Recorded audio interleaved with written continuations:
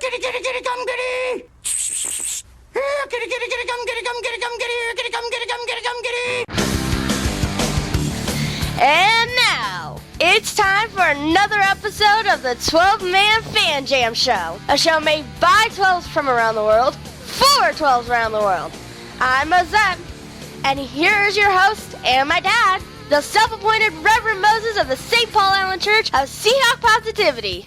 Yes, thank you, Mosette, and welcome 12s to episode 420 of your 12-Man Fan Jam Show as your Seattle Seahawks get ready to take on the Carolina Panthers. So sit back, relax, grab a desired beverage or sin of your choice, and remember, Panth or no Panth, we're glad you're here. Let's meet the posse for this episode. First, of course, from merry old England, my partner in crime, the yin to my yang, it is Matt. Hi, Matt. Hello, Moses. Good morning, everybody. How are we all?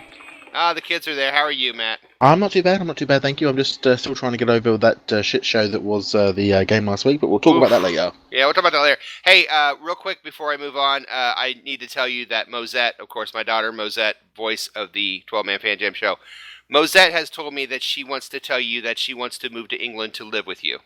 Oh, that's lovely.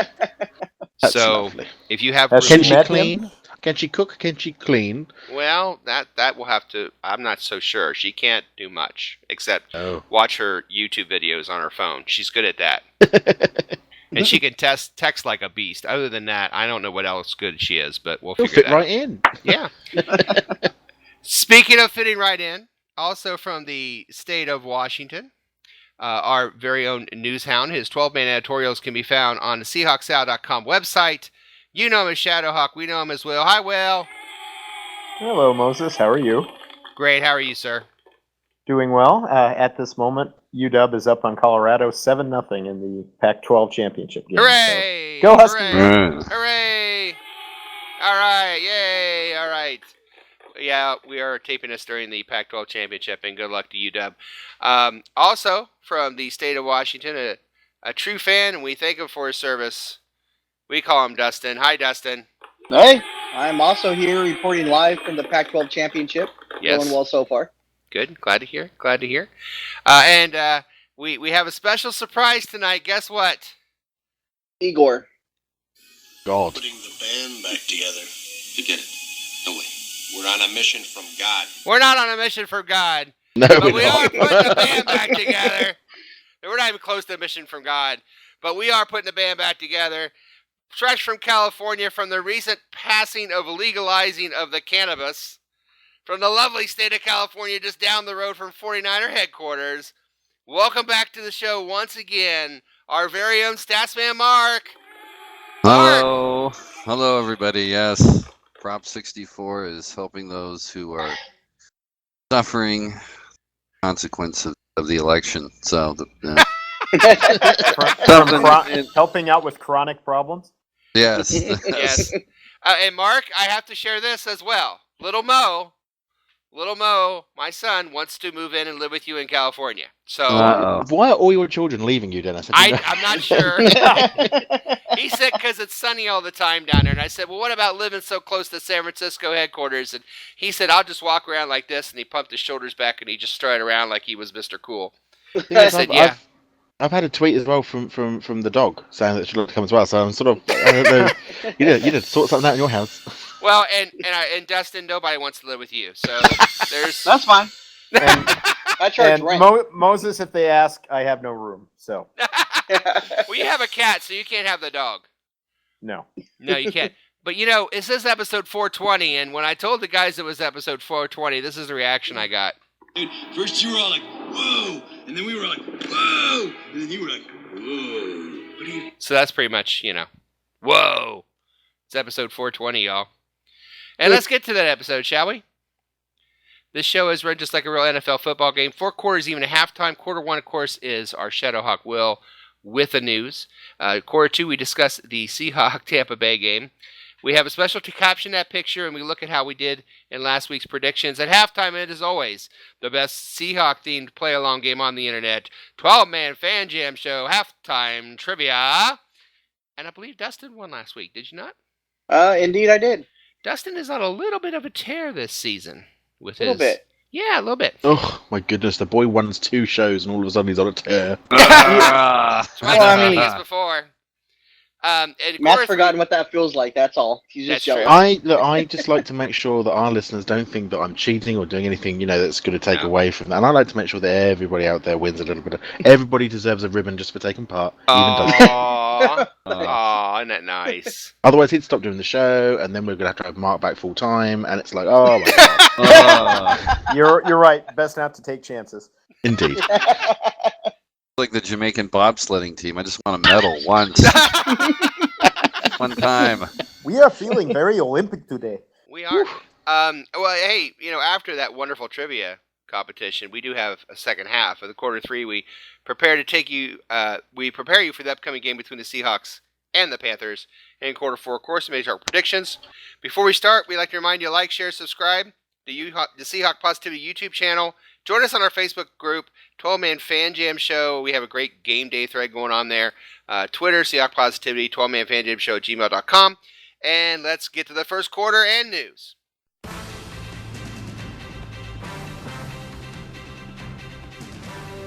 Yes, news while you're out recovering from turkey overload. It's our News Hound Will and the 12-Man Fan Jam Show news report. Will, what you got for us? Well, Moses, I think it's safe to say that the Rams' return to LA has not gone quite the way they've hoped for. It's definitely gone the way I've hoped for. I was going to say, it's gone the way all of us had liked to, but yes, I know what you're saying. Yes, and now they managed to piss off one of their most famous former players. Talking, of course, about Eric Dickerson, who mentioned on his radio show on Monday that he's no longer allowed on the Rams sideline. And was given that message by Jeff Fisher directly, who supposedly said, quote, "I just wanted to call you. I want to tell you a few things here. I don't have time for this, but I'm going to tell you. You're not going to be talking about the football team, talking about our team, my coaches, expecting to get things from this football team. We're not going to give you anything. We're not going to support you in anything. As long as I'm here as coach, we feel uncomfortable with you coming on the sideline. The players are uncomfortable with that. So as long as I'm head coach here, I'm just going to let you know that it's not going to happen." Wow. Now, So was this after or before he made his remark? he's made more than a few remarks about the Rams this season, and understandably so. Yeah, with good reason. Yeah, Fisher recently called him, and then, of course, the Rams front office, knowing they have yet another PR disaster on their hands, Kevin Demoff with the Rams met with Dickerson and supposedly had a good meeting. However, Dickerson is saying, quote, "I will not go back to the games as long as Jeff Fisher is there. I don't have a vendetta against Jeff at all, but no, I won't, because I felt like the call to me was a very disrespectful call. I think this football team would do better without Jeff. That's just my opinion. He's had 5 years to turn this team around, and he's had all losing seasons." Well, So- Whatever. 7 to 9 is unacceptable. He got that team on the move, though. They were doing things. They went all the way to LA from Yeah. St. Louis. That's a They good were moving. Because we're moving on up. Yeah. To the west side. Little salty that. Just a Just a bit. wee little bit. Just a bit. I heard somebody talking about that, saying he should just go on the sidelines if he's allowed to again, and then show up in his Hall of Fame jacket and be like, "This is why I can say the shit I say." Mark, is there any sideline that you've been banned from in the NFL? Well, I guess I wouldn't be allowed on Jeff Fisher's. I mean, I didn't know Jeff Fisher was Austrian. I mean, that direct quote, it's like, "You do not amuse me. Stay away. Stay away from my sideline. I do not like you." It's like, wow. Or royalty. We are not amused. Yeah. You may not touch my monkey. Do not touch him.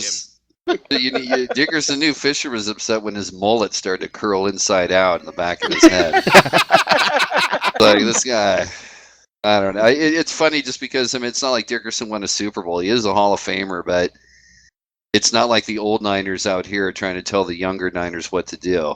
That was talked about out here, and I just like the new Niner, like in the bar, like, "Yeah, I've heard it all before, Ronnie." Like, just smoking a cigarette. Take it somewhere else. You're Not blinding dropping any me names, you're blinding me with your Super Bowl bling. Get out of here. But the Rams have nothing. I mean, they have nothing. Yeah. So No, no, they do have the one Super Bowl, but Well, they do have the one. Oh, and they have a guy who said 7-9 is not acceptable, and it seems to be all he can get them. So I don't know how that works. Yeah. Well, not this year. No, not this year. They 49 points. That great Ram defense against the Saints. But anyway, we digress. Will, what other story do you have for us this evening? Well, Moses, you know that a lot of players have pre-game or post-game rituals, some of which are more bizarre than others. Absolutely. Ravens safety Eric Weddle has an interesting one. He is a huge fan of ice cream, and he likes to mix in Oreos and caramel with it and have it after the game. Said, quote, "I usually take the first batch of some ice cream, eat it, and then about an hour later, at halftime of the Sunday night game, I go after a second serving. So I pretty much get a whole gallon of ice cream Sunday night after a game. It's Holy pretty bad." cow! Oh. I like it. That's What because is it? he gets high after the game to help recover, and then gets the munchies. Could Eat very ice well cream. be. Yeah. Dang. Matt, what do you do during a game? What kind of rituals do you have? Try and stay awake is the first thing I have to do. Especially with games like last week, and depending on this game this Oh, week, which starts at Lord. 1:30 in the morning for me, so it's going to be Yeah. a long one. So there's no gallons of ice cream. Normally, I try and do half a liter of vodka, just you to go. try and keep everything going. Well done. Little cinnamon shots, occasionally the old fireball if we can. Yeah. Little Mhm. thing, It's really. good stuff. Jelly shots. It's not bad. We It's like always had. Oh, go ahead, Mark. I was just gonna say it sounds like a Keith Moon tailgate. You know? Yeah, totally. And then I just have to go into work in the morning, so it's all fine. Everything works out perfect, man. It's great.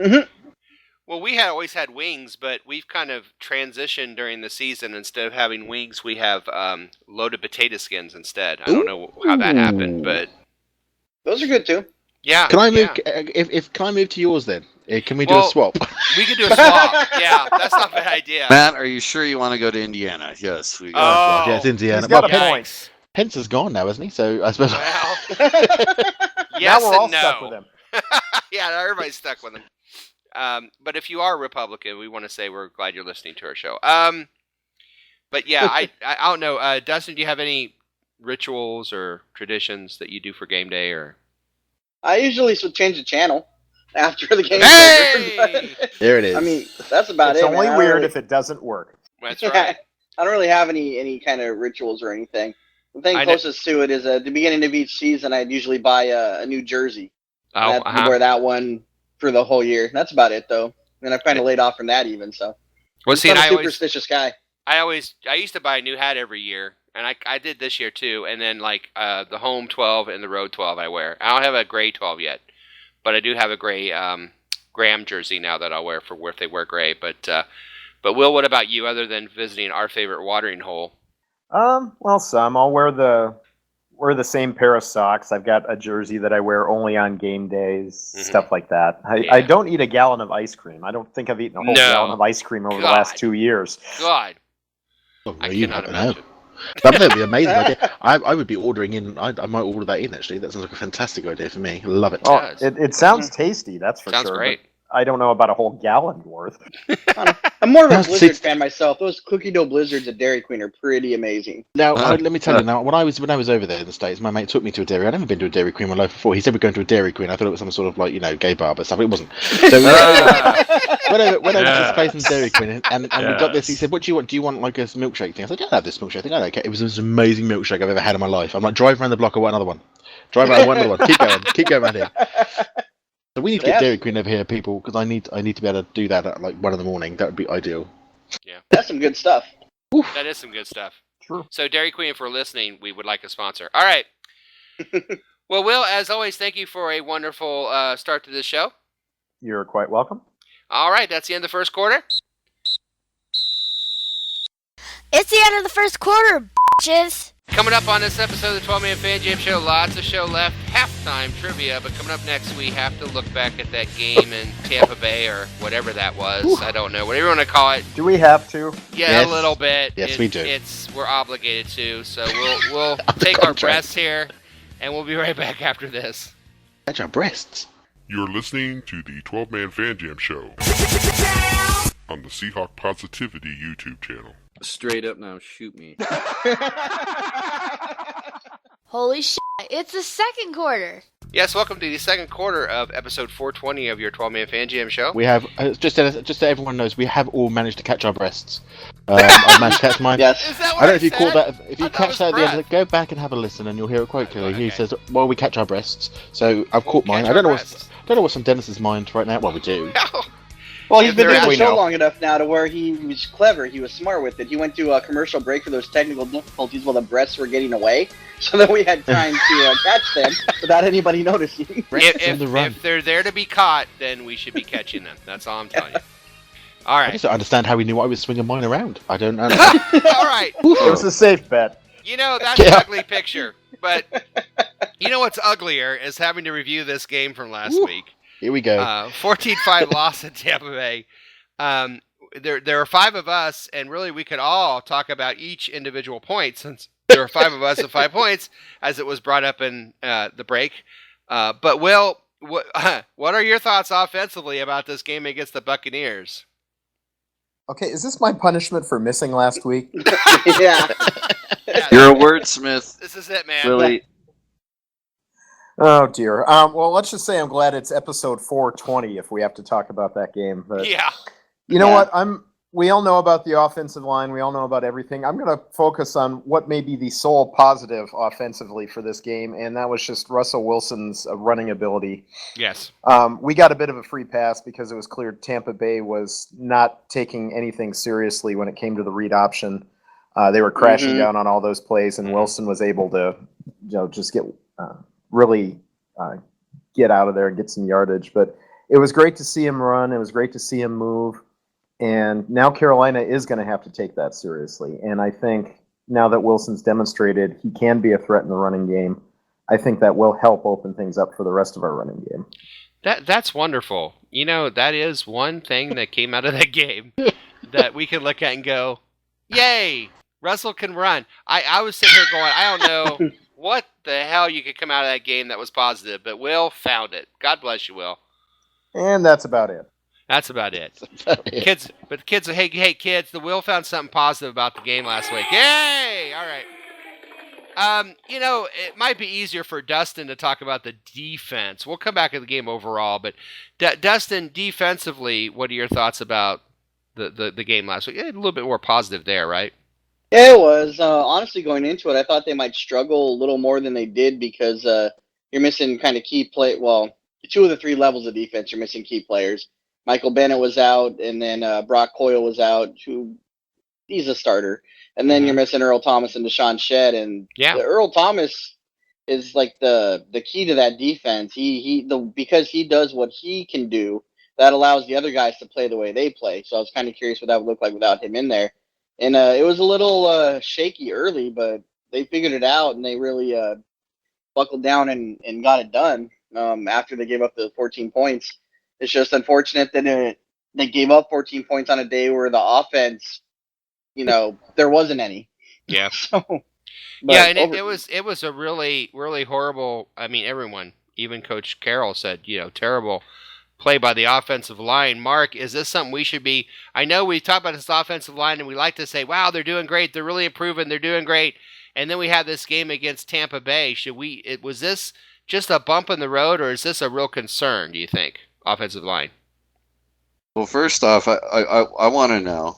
Here I am. I'm the alleged stats man, but I want to know: has a game ever ended in a score of 14-5? I bet you that's about as bizarre as this day was. Real quick, doesn't Coach Carroll have a knack for giving us scores that have never happened before? Like he's done like 6 or 7, hadn't he? It's happened at least once every season. Yeah. Yeah. So there you go. Yeah. I think that alone will put him in the Hall of Fame, probably. Yay! He's in the Hall of Fame. It will cause him pause just long enough to quit chewing his gum. That's what he's really thinking. But you know what? The offensive line overall, it was beyond frustrating. I did not know about the Britt injury. I had no idea, so I don't follow the team as closely, apparently. So you have Mr. Hunt in there, 2 other rookies, and Tampa. I think that was one of the we caught them on. This was like their homecoming. They were really fired up. I guess the one positive of all things was the kid who had one of the interceptions lost his dad a few days earlier. Yes. And I thought, that's That was a a cool great story. moment. That's a great moment for him. That's a big deal. Not that, so I had that sentiment for a moment, and then I went back to saying, F this guy. Come on, guys, we got to beat him. Yeah. But for a Oh, moment, that's I nice. Now stepped. shut up. I stepped outside the Batsman box, and anyway, the offensive line overall, my stance is the same. That Okun and had to go. That was not going to be a long-term solution. We're dealing with the consequences of, again, shuffling this thing around. It is frustrating, but we're still good enough to overcome it. It's really turnovers and injuries that are the biggest deterrents right now. Yeah. Matt, should I be concerned that defensively, it seemed to me that Sherman was supposed to be on Evans most of that game, and he had like 9 catches for 100 yards and 2 touchdowns. Is this a concern? No, well, I think, again, it depends on the impact of not having El Thomas out there as well, because how much of the field is Sherman trying to cover, and how are they trying to adjust? What sort of impact does those key pieces being missing have on those pieces which are out there? Certainly, I think Sherman had his arse handed to him pretty much for that game. It's quite funny. I thought he was going to lose his rag after that. After the second, but he didn't, and more power to him. He was quite good. It was quite difficult for me. The following day, I'd already booked a hair appointment. My hairdresser happens to be a Bucks fan. Now I spent years. I spent like 2 years taking the mickey out of my hairdresser for being a Bucks fan. I have spent years. You have to bear in mind the work that I've put in, literally just destroying him every time I've been for a haircut. And I walk into the shop, and he just looks at me, and I'm like, "Yeah, you just need to bring it now." But remember, I am giving you a tip at the end of this, so just keep that in your mind before you go all super, WWF on this. But as far as the game is concerned, I think, yes, it was good to see Wilson running around, but his throwing was a little bit jagged. Clearly, like I said in the chat, and everybody, by incident, we do have a game day chat available in the Facebook. So if you are looking for a little place to come and join the game with us, please do come on the Facebook and do that. Yes. But as I said, I think he was holding onto that ball a little bit longer than he probably should have been doing. Yeah. I think there was a little bit of that going on. I don't like the running up the gut. That wasn't seeming to be getting us anywhere. So we probably should have stopped that at some point as well. I think. I just think that we were missing all those key pieces, and all of that impacted us at the same time, really. I just think it just all came at once, and we were just not prepared to be able to make any adjustments either at halftime. But I will say that it was good that we were able to keep them just to 14, to be frankly honest. As terrible as it was, we had that drive where Graham fumbled, and he fumbled in scoring position, so we were on our way to scoring, and as bad as it was, we would have been 1 score away. Again, I tell you, it's not. This game wasn't out of, and we kept saying it. Do you remember at the beginning we said, is 14 enough? And I'm like, damn, this is the first quarter, and 14 is not enough by any stretch. It turned out to be enough. Yeah. But it wasn't enough, and we were always in contention to win this. And it would have been one of those awful situations where you're like, we really wouldn't have deserved it had we won it. I'd have taken the win. Don't get me wrong, but we certainly wouldn't have deserved it by any stretch. No, and first time we were down by 2 scores in the first quarter since 2010. When that stat came across the screen, my head exploded. I couldn't believe that. Yeah, I was disappointed with kind of the offense in general, like we've talked about a little bit, but I kind of disagree with what Matt was saying about not running it up the gut more. Me and my brother were texting back and forth during the game about how, like, dude, why are we doing what we're doing? There's obviously edge pass rushes flying upfield before Russell can do much of anything. Like, look, we have to keep those guys honest. We don't have time for these routes to develop that are, 10, 15 yards downfield. We need to have 2 steps back, throw the ball. They're turn and throw the ball. We have to do something to neutralize that pass rush, and running up the gut was something we're talking about. Like, if we start running up the middle, they can't just fire out and automatically assume that Russell's going to drop back to throw, 5 or 7 steps or out of shotgun, and it helps neutralize that pass rush. But providing you're not on 1st and 25, or you know what I mean, it's true. It keeps them honest though, and even though you're at 1st and 25 or whatever, you're gonna tank it maybe that series. But if you start playing that way consistently, they're going to have to respect it, which is going to open up things for you later. And there was just no adjustment from the offense. They just kept doing whatever the hell it is they game planned, and it did not work. I would love to see that game plan. I know in the first quarter, we were going back and forth, me and my brother, about what in the hell are they doing? You don't wait till halftime to make adjustments if you recognize this. I kind of think Exactly. like NFL game plans are going to be like Kennedy assassination documents. They can be released in like 35 years or something. I would love to see this game plan because I bet there was just like loads of like arrows all over a white piece of paper saying, "Haven't got a clue what we're going to do with this at all."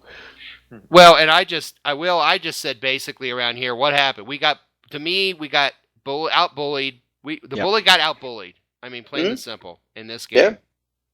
I mean, I just think it was too much attrition. We'd lost too many people. Yeah. It was our second cross-country trip in 3 weeks. We just blew a tire. And that's one reason why I think we're going to look a lot better this week. I mean, you get home, you regroup a little bit, and I think across the board we're going to bounce back. Yeah. Do you think that we sort of overlooked Tampa? Did we think that they were just too easy? Possibly. I don't think so, to be honest. I think it was just a question of too many guys out and just we were due for a letdown. Well, and Tampa wanted to make a statement, so they were up for the game and they played extremely well. I don't think we overlooked them because it's a road game and we have too many veterans and there's too many experienced guys to overlook them. But we did catch them. It just felt like a homecoming game for them, and they played well. I just again, Dustin hit it on the head. Although we've all expressed as much at different times, is that you don't wait until halftime when things. I mean, you can just feel it, and everybody knows their team, and we have seen plenty of Seahawk games even during the recent success where there's a lot of afternoons where they start off slow and it's weird. It's going to stay that way, and so you got to get proactive before it carries on. It was just the most frustrating thing ever to watch. Yeah. So anyway, on to Carolina. Yes, on to Carolina. Wonderfully said. Let's put this in the rearview mirror, but let's go ahead and let's caption a picture. This picture is from the game last week, and it's Russell and some of the coaches. Mark, can you capture that picture? I have not seen this picture, but I'm gonna. My caption is Russell is saying, "Guys, what language is Daryl speaking?" Brilliant, nonetheless.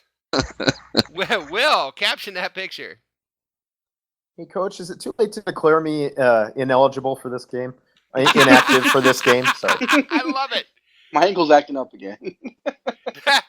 That knee is finally bugging me too much. Ow. No, that. Ooh. Dustin, can you caption that picture? No, I'm going to take a knee like our offense did all game. Okay. What about Matt? Can you caption the picture, Matt? I would say this is Pete Carroll saying, "Damn, Russ, those defensive boys are real hungry. They've bitten a chunk out of the front of your helmet." All right, I got two.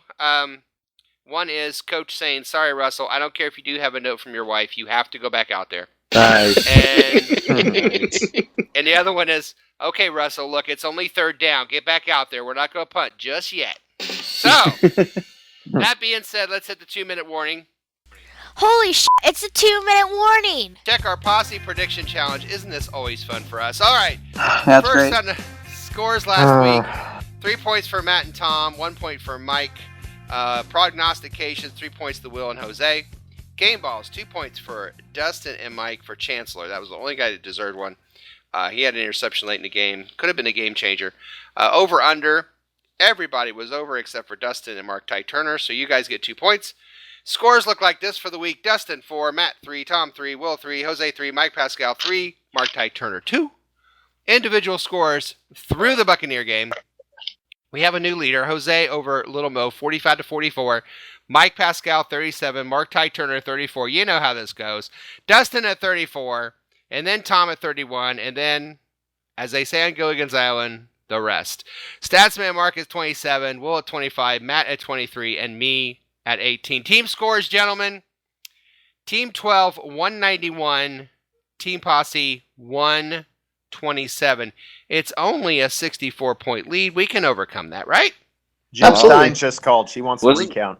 Wasn't that the last score of the NBA All-Star game? 191 to 127, I think so. Yeah. That sounds like a familiar. Sounds like a West. Yeah, that was we're definitely not halftime. the West. Well, we are the West, and yet we're playing like the East. That's true. It was halftime. And speaking of halftime, it's halftime here, too.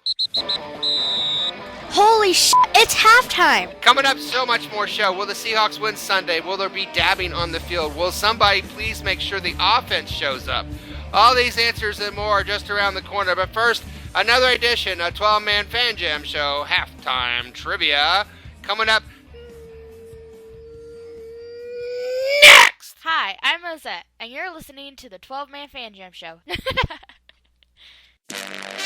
Yes, it's halftime, and welcome to another fun-filled edition of the best play-along Seahawk-themed trivia game show on the internet. It's time for 12-Man Fan Jam Show Halftime Trivia. And here's your host, the self-appointed Reverend Moses of the St. Paul Island Church of Seahawk Positivity.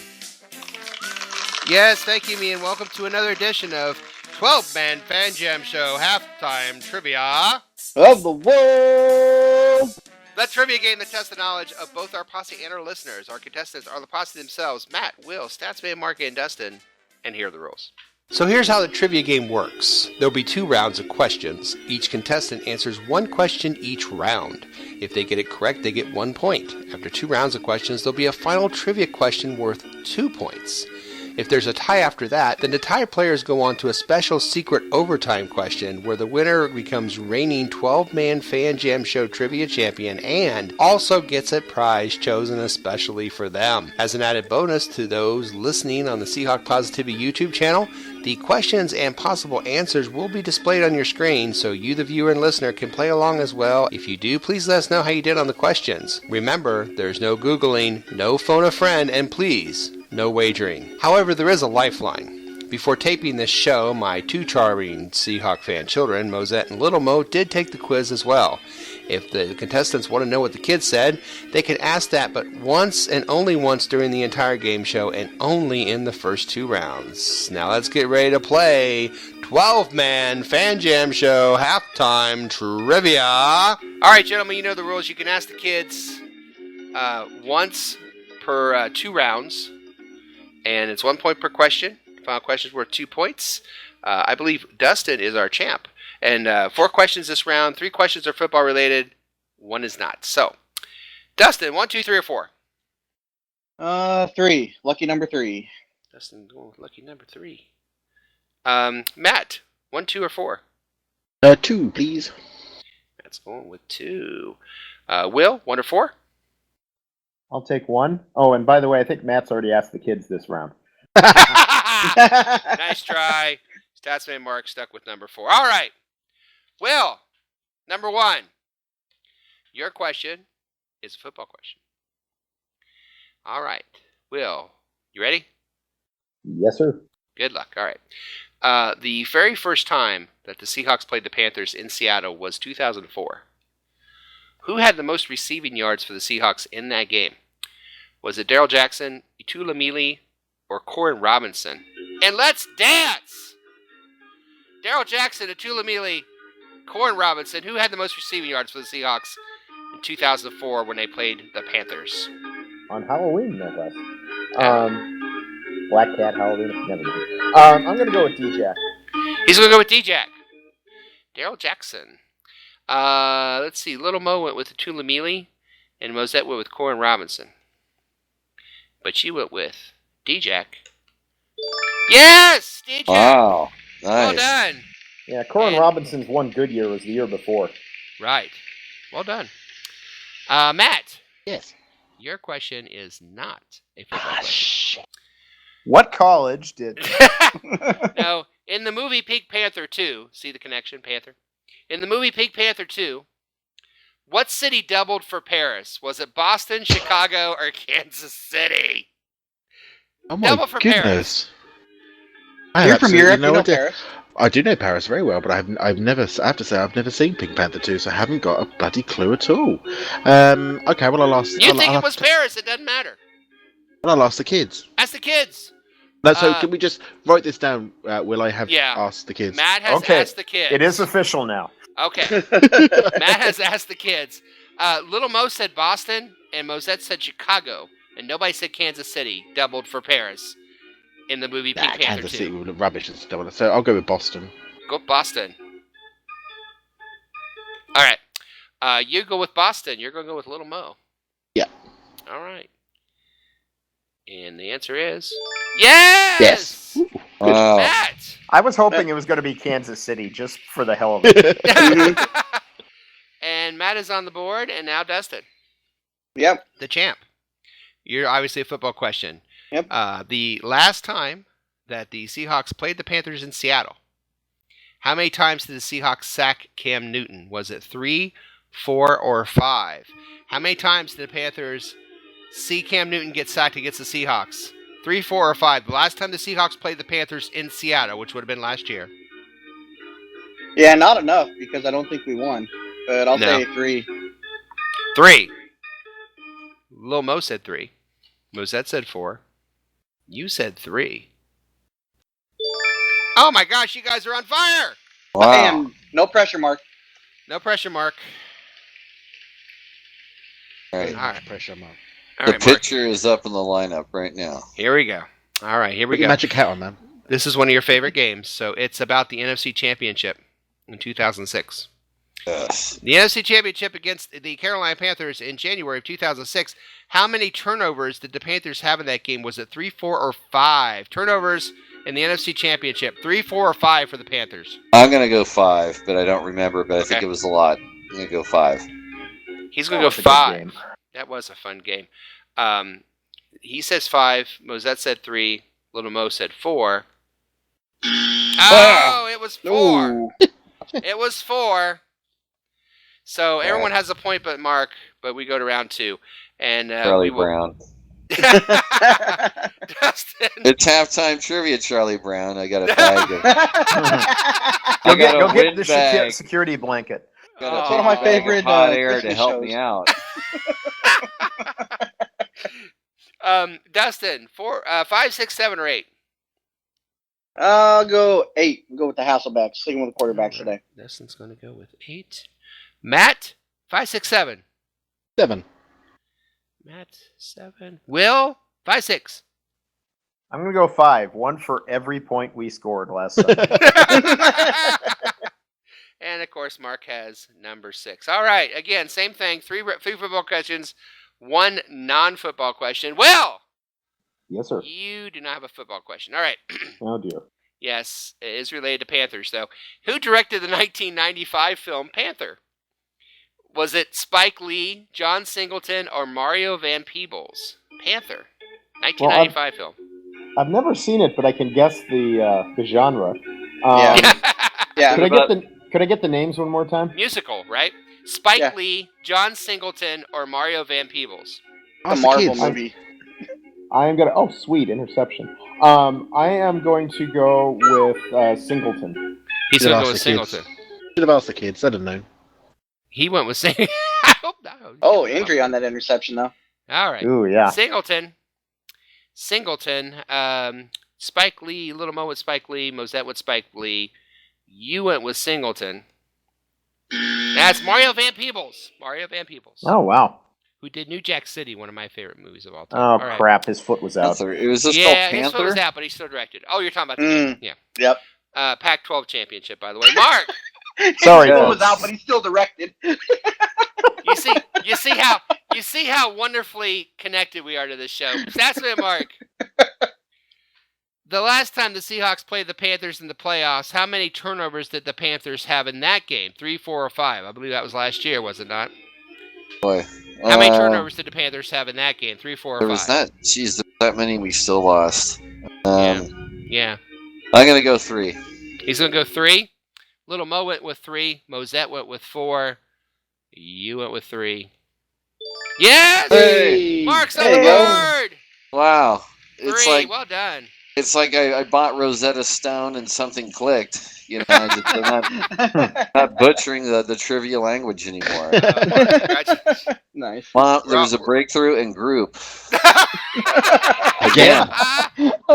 After Mark how had many another years? breakthrough. Oh, Oh, 1979.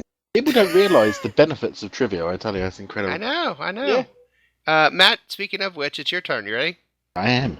Okay, the first time the Seahawks ever played the Panthers was in the year 2000. Was. Yeah. How many times was starting quarterback Brock Heward sacked? 3, Oh, 4, wow. 5. Brock, you Wow. how many times was Brock sacked in that game? 3, 4, Yeah, that was 5. a bad game. I'll go Yeah. with 3. Yeah. Yeah, so bear in mind he was super mobile, so. Yeah. You're I'll going go with 3? I'll go with 3.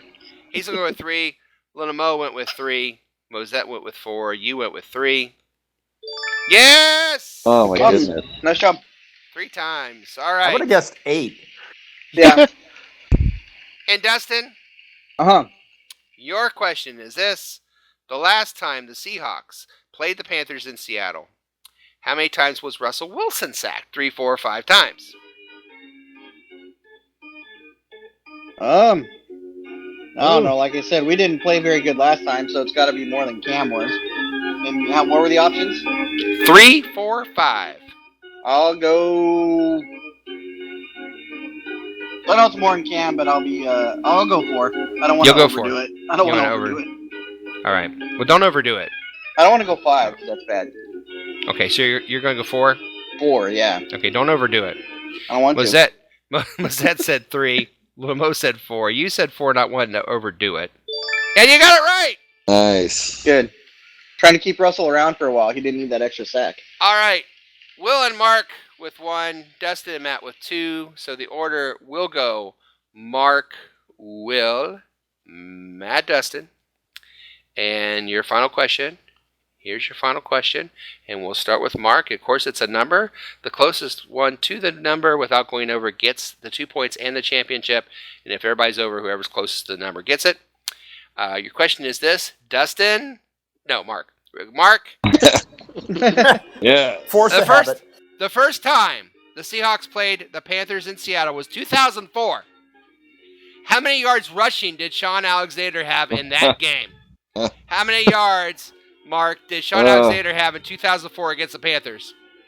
Well, let's see, boy, 2004. I am gonna say. I'm gonna say 110. 110. Will, how many yards? Okay, I'm shooting to go over by 1 yard again. That's good. So I'll go 134. 134. Matt. Oh, I think 160. 160. Okay. Dustin, let me recap for you. How many yards did Sean Alexander have the first time the Seahawks played the Panthers in Seattle in 2004? 110, 134, 160. All right, let me guys give you some insight to my new strategy with how this game works here. I tried to do well enough to go after Matt in the numbers because he's always like he's just always like super close with the number. So then I have to decide if I'm going to go 1 over or 1 under. So right. That's my strategy. All right. I think I'm going to go 1 over. I'll go 161. He's going to go 161. God, Joe, I really hope. Do you know, even though I won't win, I really hope now it's 159. Please be I'm just 159. saying, dude, you are like eerily, like supernaturally scary close every time we do this. Well, I like to go after Will because if you go after Will, I always think, well, Will's normally pretty close too.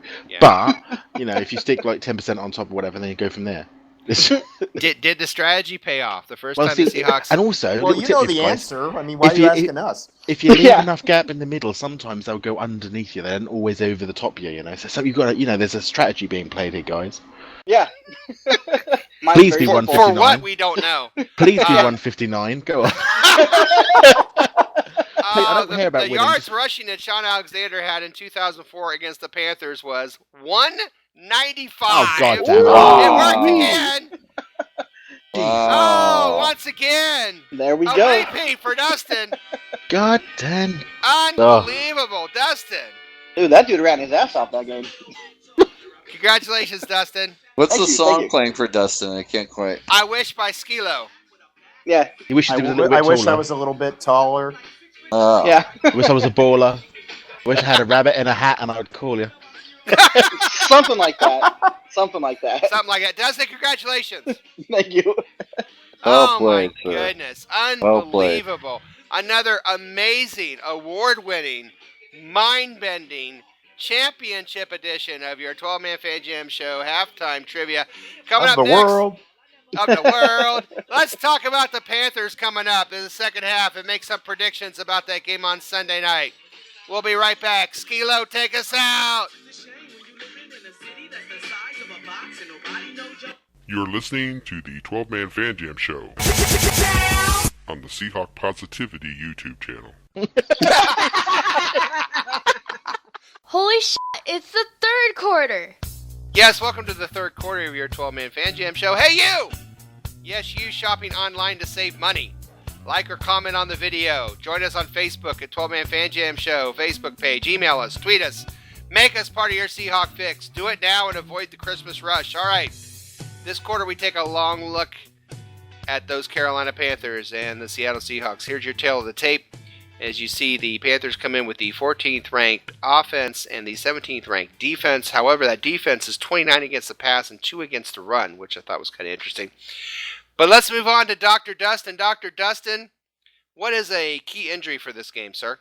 I'm going to say the key injury to this game is Bobby Wagner's biggest competition at linebacker, best linebacker in the league, and that's Kuechly.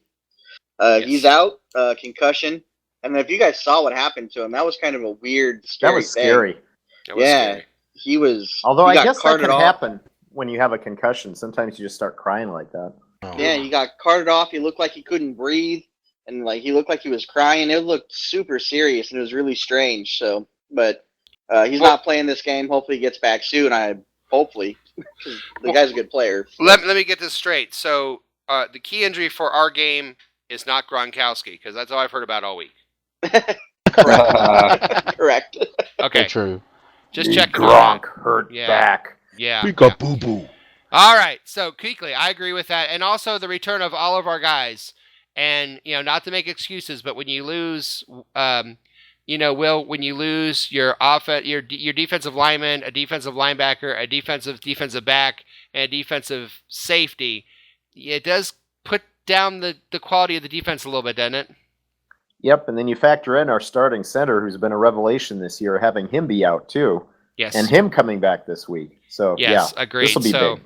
I think this is big news. That's kind of understated, though, as far as the defensive players, because you have Michael Bennett, who's arguably the best defensive player in the league, defensive lineman in the league, who's super versatile, can do tons of stuff for the offensive line, or defensive line.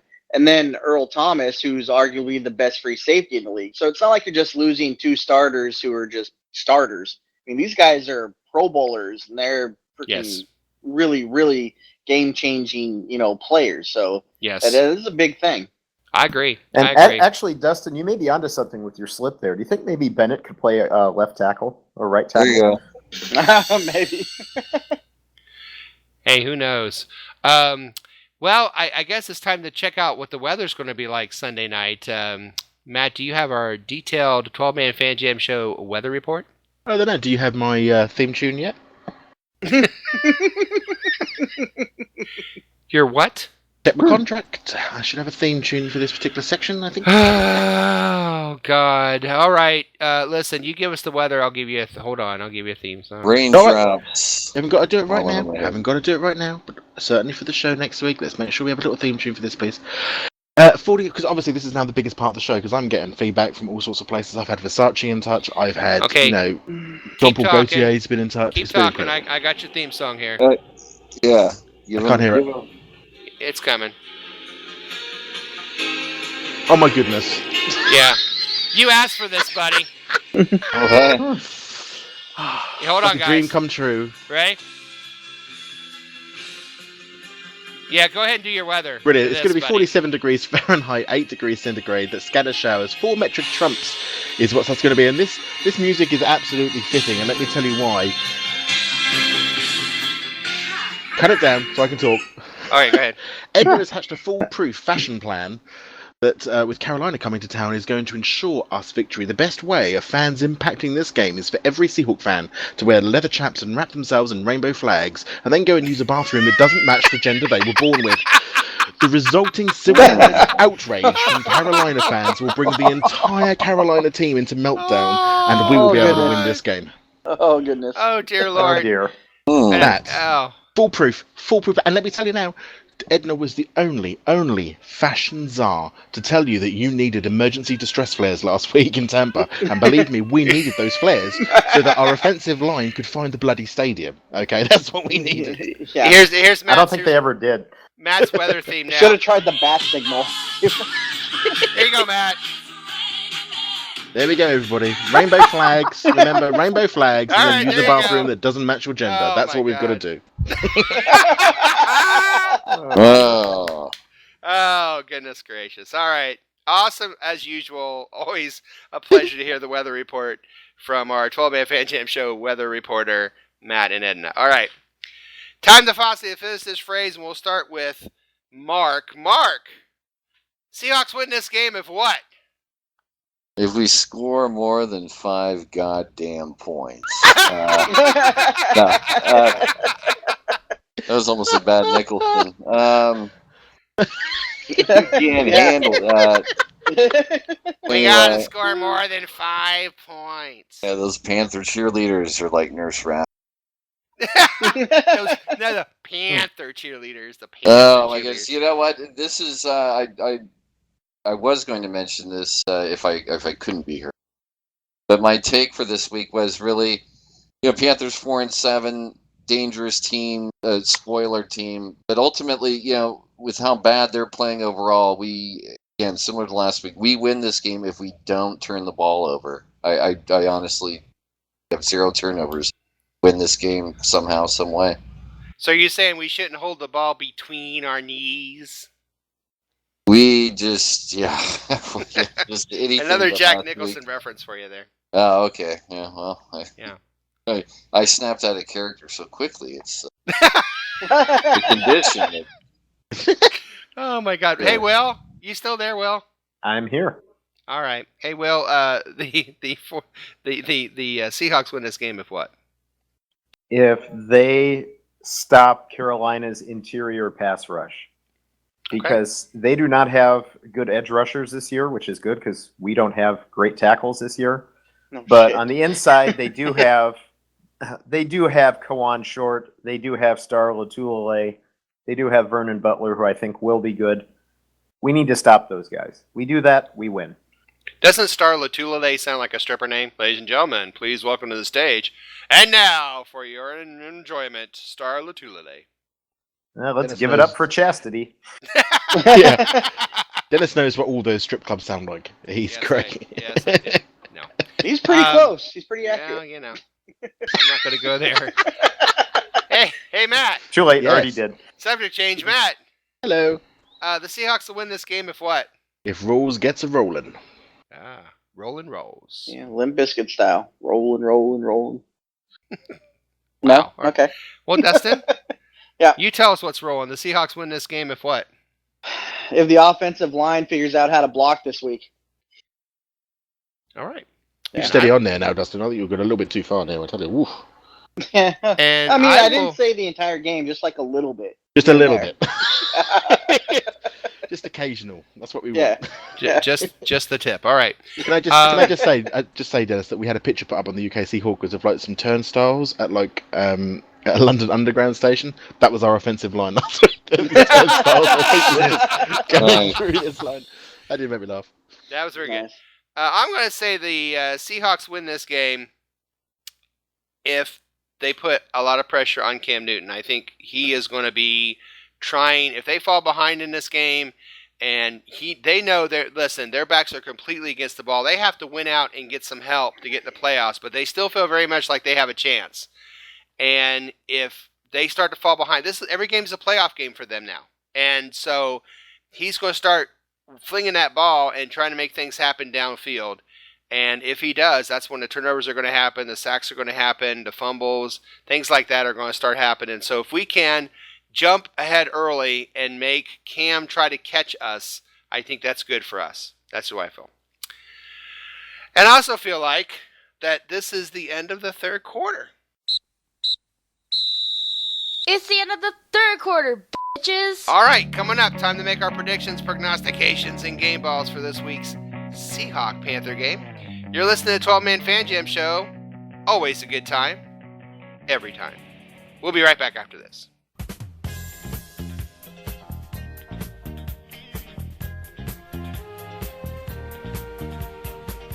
Hello, everybody. This is Statsman Mark. And when I'm not listening to Charo's greatest hits on 8-track tape, I'm listening to the 12-Man Fan Jam Show. Holy shit, it's the fourth quarter. Yes, welcome back to the fourth and final quarter of this episode of the 12-Man Fan Jam Show. I forgot to mention to Dustin for winning halftime trivia. Dustin, you get a lifetime supply of Sex Panther cologne. Oh, sweet. Yeah, How was it? 60% of the time it works every time? It works every time. It's made with bits of real panther, so you know it's good. Yeah. All right. Let's do Anchorman. All right, let's do it. When you said that, what I was hoping for was like a real live panther. You know that sort of scream that they do when they do that. Yeah. That would have been awesome. I should have done that instead of the rim shot tonight. We should have just had like a wow from the cat. Yeah. That would have been awesome. Next time, yeah. A cougar mating call. Blaring in the stadium. I'm so glad you said that because it is time to do a top three.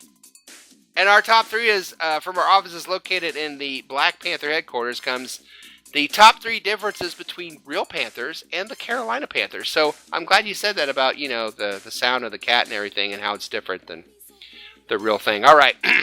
Differences between real Panthers and Carolina Panthers.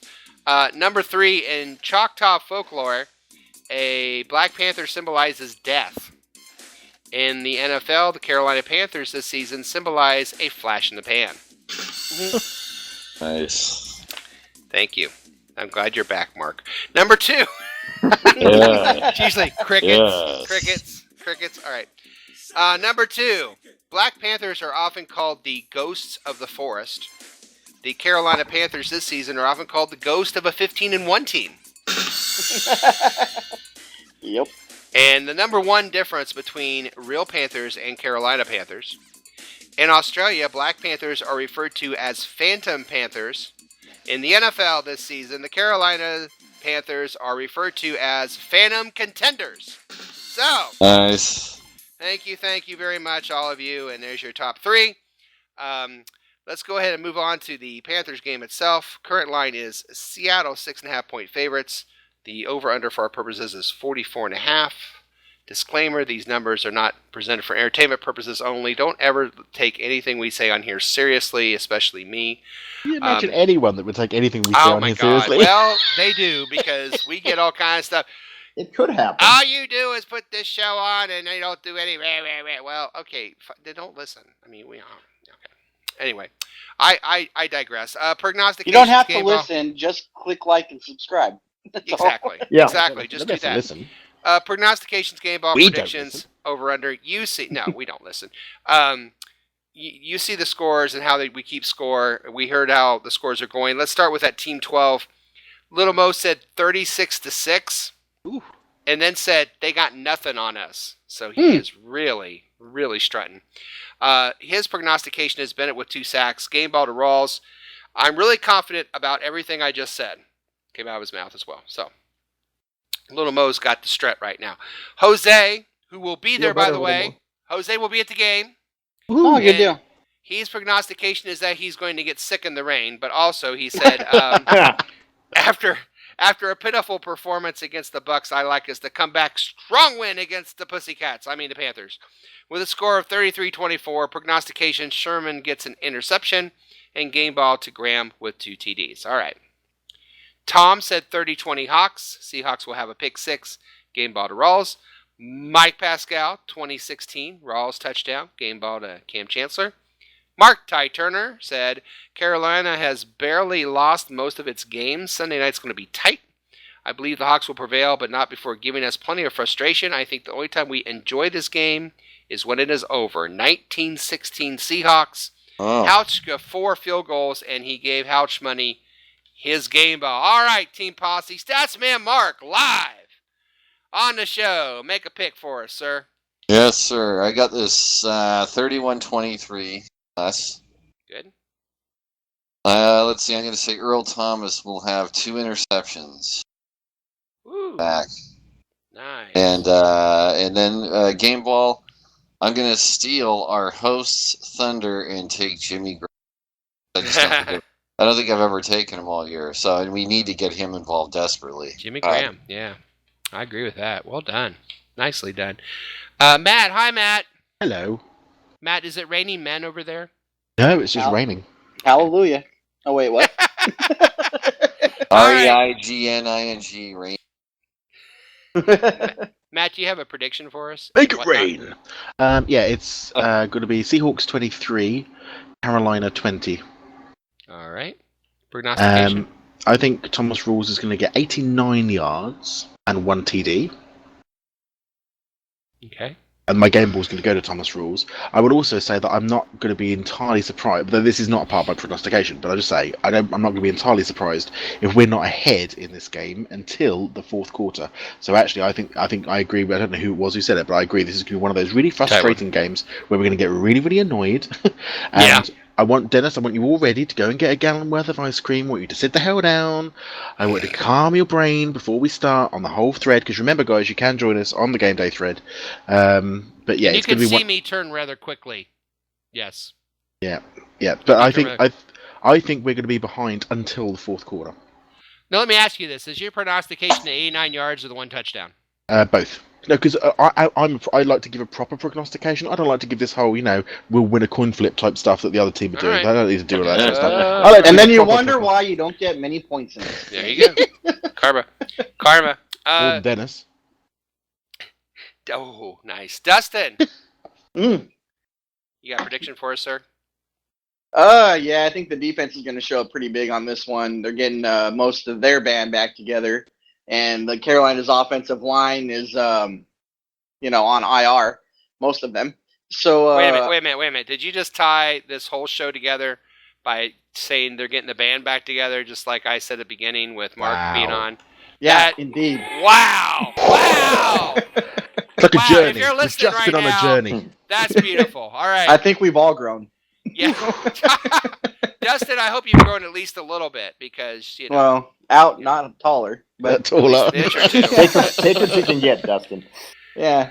But I think the defense is going to show up pretty big, and it's a primetime game, too. We usually do pretty well on those. So I think we're going to hold them to 10 points. And then I think the Seahawks offense is also going to show up big, and they'll probably score like 17. So there you go. So you're saying 17-10, are you? Yes, I am indeed. All right. Prognostication, I'm going to say it's going to be another sellout because they announce sellout every game. No, just kidding.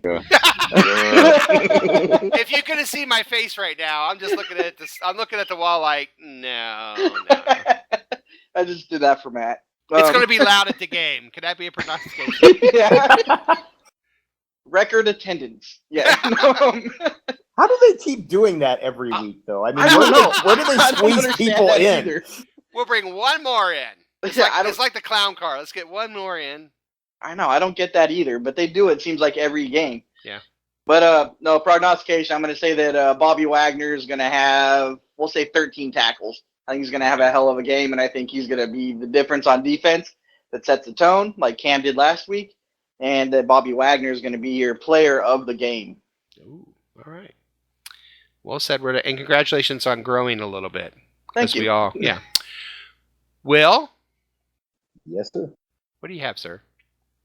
Well, I am going to say we are going to win this game 31-17. Nice. My game ball is going to go to the returning Michael Bennett, who I think in 60 Minutes on Sunday is going to make us wish he'd been here for the last 5 games. I'm sure. Even He's more already so done than that. we already had. And my prognostication last week turned out to be kind of weak, so I'm going to go all in this time. Seahawks will allow 0 sacks this week. No sacks. Because No it's better to sacks. have 0 sacks than no sacks at all. There you go. But I tried to work in that line, and it just wouldn't work, so I went with it anyway. But even bad sacks is still sacks. So Yes, it is. Yeah. All right. And now it's my turn. Well, after a game that was more disturbing to watch than the season finale of American Horror Story, Seahawks come back home to face the Panthers on a nationally televised game against the hated Panthers. 12s, remember last year in Seattle when the Panthers won and Newton ran out of the stadium with his arms out and screaming at the fans, a smug grin on his face? Well, Little Mo remembers that, and he's ready for revenge. And hopefully, if you're going to the game, you are too. And then, of course, the destroying of the 12 flag they talked about all week after the playoffs. Karma indeed, Cam. The destruction of Newton will be televised, people.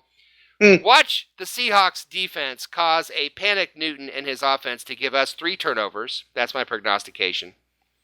Watch my game ball, Cliff Averill, wreak havoc like a one-man wrecking crew, and watch the Seahawks roll over the Bad Kitties as they win by a score of Seattle Seahawks 27, Carolina Panthers 17.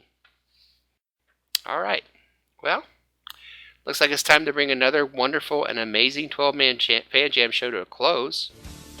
We're so glad you decided to waste some time with us. We certainly hope you laughed a little and maybe you learned a little something along the way. What did we all learn during episode 420? Well, we learned that Matt likes to try to catch breasts. We learned it. Surprising, I have to admit. My mum is going to be over the moon. Mark does a fairly decent Jack Nicholson, but Mark does a much, much better Richard Dreyfuss. Mark, Q? Oh my goodness, I had no time to prepare. I gotta think of something. Think of something very fast. Beautiful. And we learned that Dustin can grow and that Moses can reflect on stripper names. So, on behalf of my partner in crime, Matt, our Newshound Shadowhawk Will, Statsman Mark, Dustin as the Beaver, Roger Goodell, Moses, Little Mo, Mosette, Sam Mills, Kerry Collins, Buddy Hackett, Sheila McRae, Art Carney. Good night, everybody, and go Hawks! Go Hawks! Go Hawks! Here, kitty, kitty, kitty, kitty. Like bad kitty spray with the bottle.